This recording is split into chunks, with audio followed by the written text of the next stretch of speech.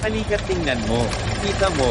Grabe ang panginginig. Alam mo ba kung ano ang dahilan? Sinabi ng may-ari sa akin na ganito na raw ito ng mahigit kalahating buwan. Pumunta siya sa 3 repair shop. Nilinis na ang throttle. Napalitan na rin ang spark plugs at ignition coils. Nilinis na rin ang oil circuits ng buong sasakyan. Gumastos siya ng $3,000 pero hindi pa rin nasosolusyonan ang problema. Sinabi ng repair shop na kailangan nilang baklasin ang makina. Pero nagalangan ng may-ari. Nakipag-ugnayan siya sa akin sa pamamagitan ng pag-iwan ng mensahe sa comment section. Sakto namang libre ako ngayon, kaya pumunta ako para tingnan. Ito ang mga gamit na dala ko. Ganitong klaseng panginginig ng makina. Karaniwan problema ito sa spark plug. Pero sabi ng may-ari, napalitan na raw ang spark plug. Sandali, alam ko na ang isang bahagi na maaaring may problema. Halika't tingnan mo. Ang bahaging sinasabi ko ay ito. Tinatawag itong oxygen sensor. Sa tingin ko, dito ang problema. Kailangan natin itong baklasin at tingnan. Sundan muna natin ang linya at hanapin ang connector.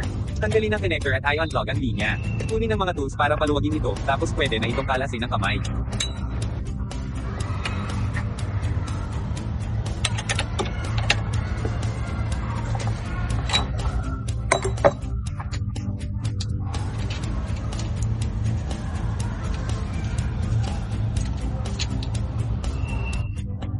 Tingnan mo, puno ng carbon deposits. Kaya pala sobrang nginig ng makina. Ngayon, lilinisin natin ito. Kumuha tayo ng maliit na tasa, pumunta sa kusina, at kunin ang toilet cleaner. Ilagay ang cleaner sa tasa. At ibabad natin ang oxygen sensor dito ng 5 minuto.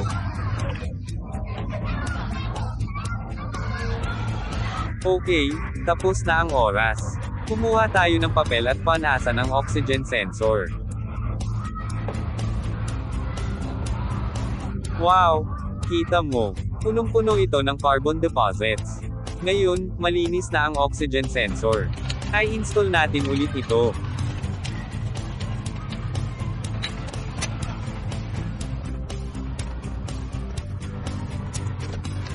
Ngayon, sasakay ako sa sasakyan at sisimulan ang makina.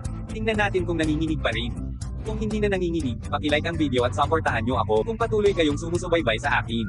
At kung may problema kayo sa sasakyan sa hinaharap, lumapit lang kayo sa akin. Sakay sa sasakyan, tapak sa preno, start ang makina. Tingnan natin sa harap gamit ang baso ng tubig kung wala ng pagyanig. Natuto ba kayo? Sundan ako at matuto ng mga kaalaman sa sasakyan araw-araw.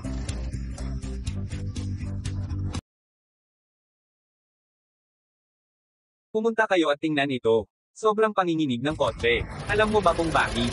Ang may-ari ay nakapunta na sa 3 repair shop. Nalinis na ang throttle, pinalitan na ang spark plugs at ignition coils. Nilinis na rin ang mga oil circuits ng buong kotse. Sa huli, sinabi ng repair shop na kailangan ng i-overhaul ang makina. Nag-alinlangan ang may-ari. Iniwan niya ako ng mensahe sa comment section. Narito ako ngayon para tulungan siyang alamin kung ano ang nangyayari. Sa mga ganitong mahirap na problema, kapag inayos mo ang pag-iisip mo, madali itong solusyonan. Pagkatapos mag-start ang kotse niya, sobrang nanginginig ang makina. Karaniwan, 3 dahilan ito, oil circuit, at gas circuit. Napagawa na ng may-ari ang oil circuit at circuit. Ang natitira na lang ay ang gas circuit. Tungkol sa gas circuit, madalas na hindi napapansin ito ng maraming repair shops. Ang parte na tinutukoy ko ay ito. Tinatawag itong camshaft solenoid valve. Hinala ko, ito ang sira. Kaya, tanggalin natin ito at tingnan. Pwede nating hilahin ito ng dahan-dahan. Hilahin ang plug na ito. Gumamit ng screwdriver para luwagan ang tornilyo. Hilahin ito ng dahan-dahan. Wow!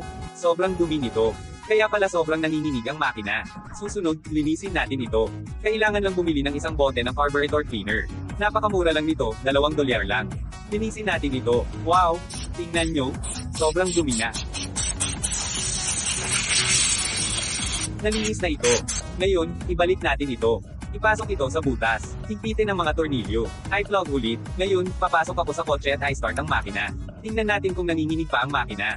Kung hindi na, bigyan nyo ako ng like bilang suporta. Kung patuloy pa kayong sumusubaybay sa akin, huwag kalimutang bumalik sa akin para sa iba pang problema sa kotse sa hinaharap.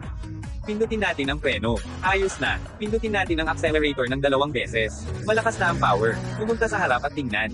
Ibalik ang baso ng tubig sa dati nitong pwesto. Tingnan nyo, hindi na nanginginig. Natutunan nyo ba?